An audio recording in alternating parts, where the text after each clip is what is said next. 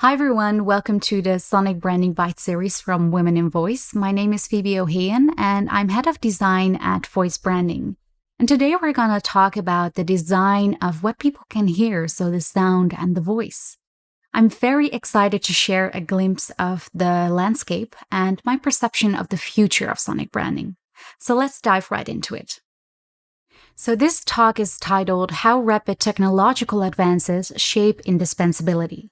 And obviously, I'm talking about the indispensability of audio branding.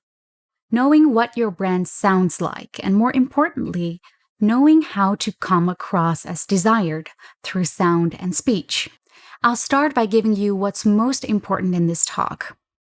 Rapid technological advances shape the indispensability of audio branding. To keep up, value flexibility, ownership, data-driven design decisions, and knowledgeable design when exploiting the power of your sound.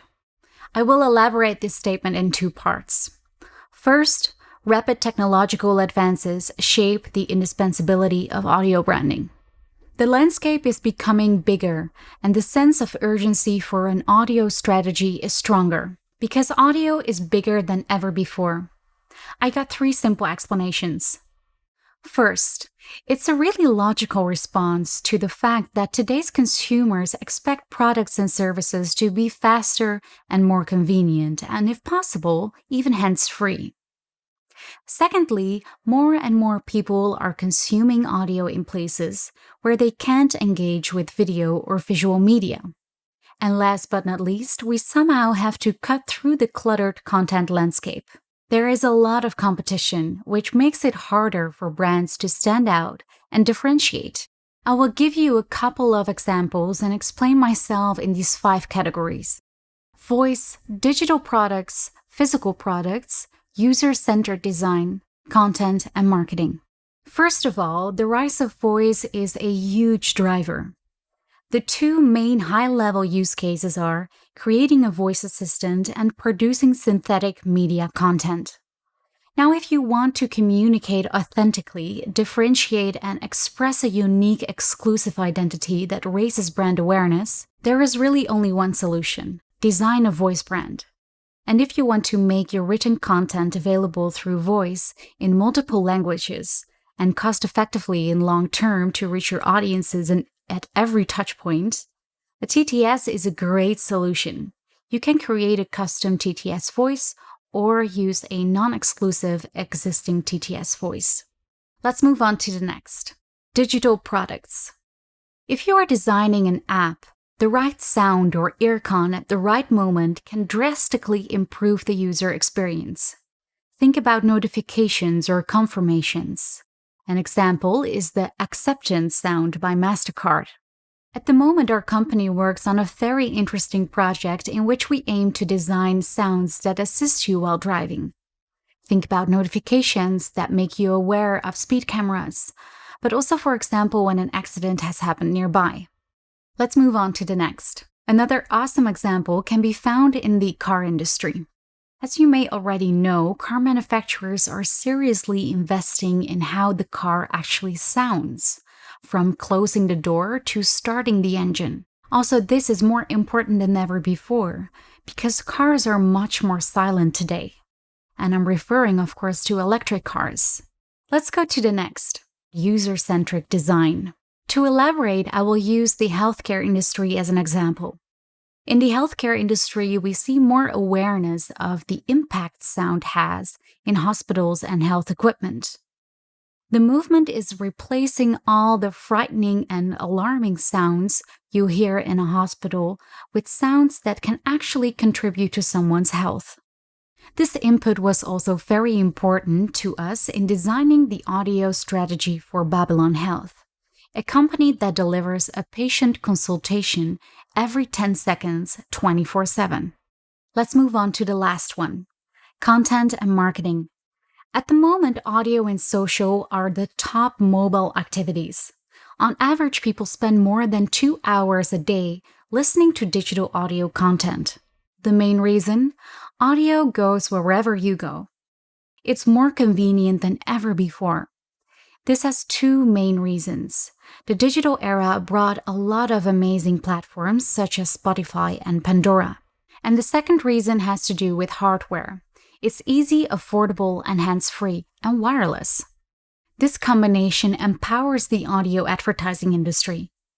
Think about radio commercials, digital audio commercials, voice-activated ads, etc.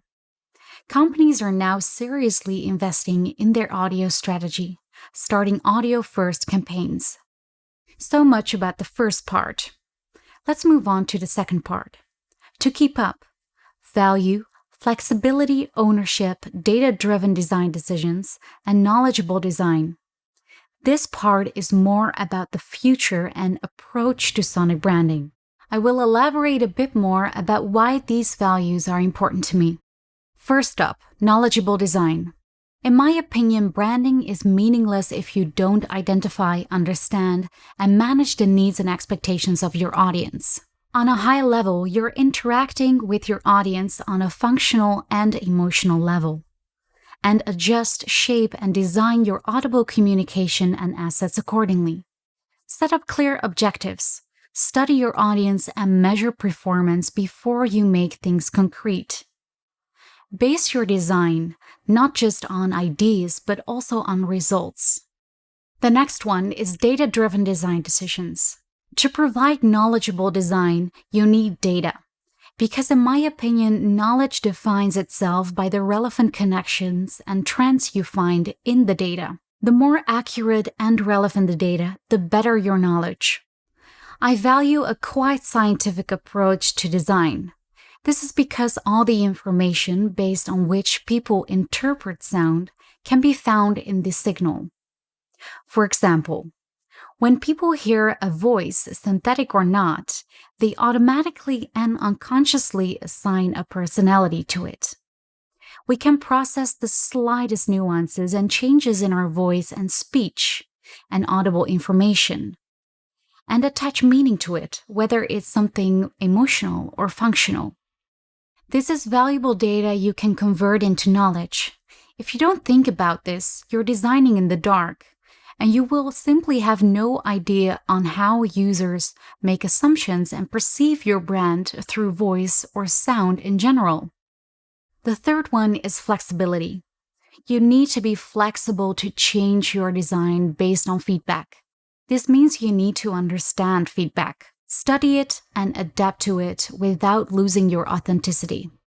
In order to do this right, you need to empower and educate employees to contribute and deliver to this objective. It can be frustrating to hold on fixed solutions and outdated models to fulfill objectives. Don't believe in strangers that master a mysterious act of sonic branding. Collaborate and enable others to challenge your design. I value transparency and collective thinking to optimize the results. Last but not least, ownership. When you don't own what you've created and invested in, you are not in control. This is why you want to be careful and calculated when you, for example, choose a vendor to create a custom TTS voice. Remember that you are investing in a potentially long-term partnership. Your way is what's most important. To make this more concrete, think about, for example, dataset production. Own your investment. Embrace ownership to get more flexibility. This empowers you to act on your data-driven design decisions and knowledgeable design everywhere and all the time. This all sounds great, but remember, with ownership comes also responsibility. However, embrace this. Be that company or designer that is enabled to tell you exactly why you've designed a male or female or gender-neutral voice, just to give you an example. So in summary, we focused on the indispensability of audio branding because audio is bigger than ever before. Here's a high-level overview of the landscape we've just discussed. I like to distinguish voice and sound. A big difference between these two is in how we process the signal in our brains. We process voice and speech input differently on a cognitive level than sound and music. When we hear voice or speech input in an understandable language, our brains react differently. We identify a lot of personality characteristics and vocal characteristics, but this happens on a very unconscious level. I share this to explain why I make these kinds of categorizations. To me, it's all about the user perception in relation to the functionality of the use case and identity of the brand. And with this, I believe we now fully understand the beginning statement. Rapid advances shape the indispensability of audio branding. And to keep up, value flexibility, ownership, data-driven design decisions, and knowledgeable design. Thank you for listening. My name is Phoebe Ohayon, and if you want to contact me, please email me or reach me on LinkedIn. I'm happy to have a little chat or answer more questions. Enjoy the rest of your day. Thank you so much.